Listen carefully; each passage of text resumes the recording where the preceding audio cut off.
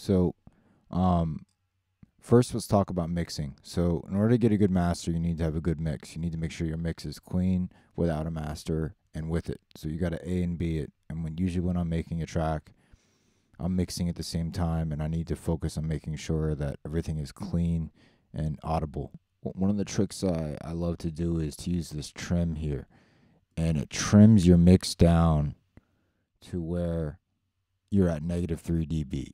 When you master, everything from your mix needs to be a negative 3 dB. If it's at negative 6 or 0, people say it's okay, but I think that you just need to be right at negative 3 dB to be really relevant in 2014. So negative 3 dB is the perfect level to have things sounding clear.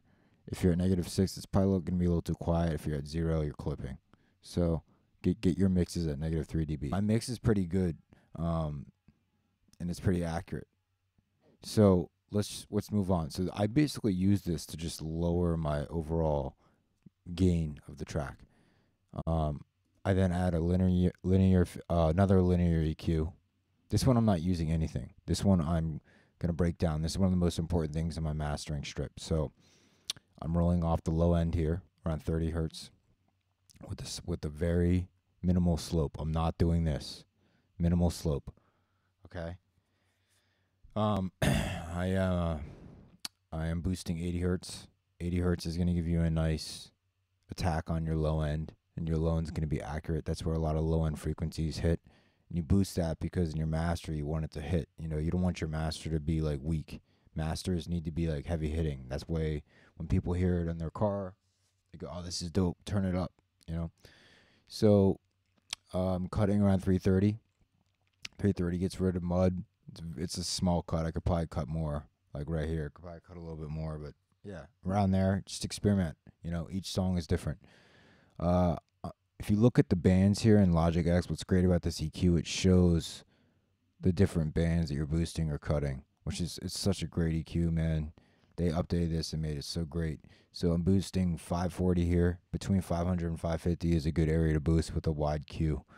Now if I'm looking at my upper area, 3400, you know, this is a 2K to 6K is a very tough area. I think that just boosting a wide EQ here is going to kind of widen your mix. So it gives it some shine. That's what I did. You know, I did a lot of reading, and this is what I found worked best. You guys can copy the settings on this EQ if you want. I'm rolling off the high end as well. Okay. And I save this as my master EQ for March. So I also add SSL comp on top of that. Adds a little bit of glue to the mix, you know, a little bit of makeup gain to just widen things. It's very subtle.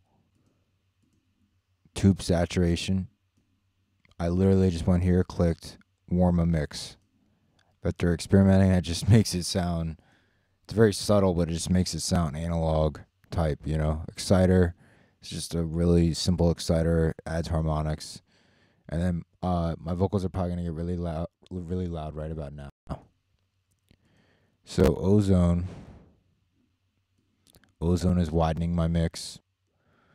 And then stereo imaging, I'm just widening the stereo image, making sure my vocals are in the center, and that the bass and kick are in the center, and everything else just wide around it, you know.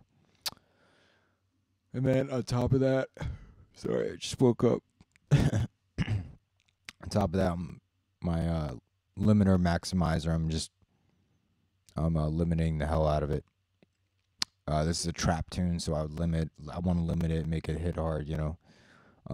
Each track is different, but again, the most important thing is bringing your mix down to negative 3 dB and having a really clean EQ on top of that.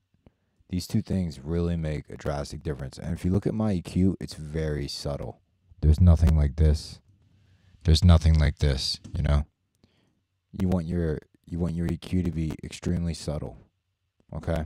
This is a new tune I'm releasing. You can go check it out on SoundCloud. It's going to be out in a couple of days. Subscribe, guys. Subscribe on YouTube. Subscribe. Go check me out. My name is Perfetto. Anything you want, I'll do a tutorial on massive dubstep sounds, synths, whatever. I've got tons of synths I use. I mean, I could show you pretty much any plugin. I have a lot of plugins, so you can see them all. Yeah, dude. So subscribe. You guys have a good day. Stay fresh.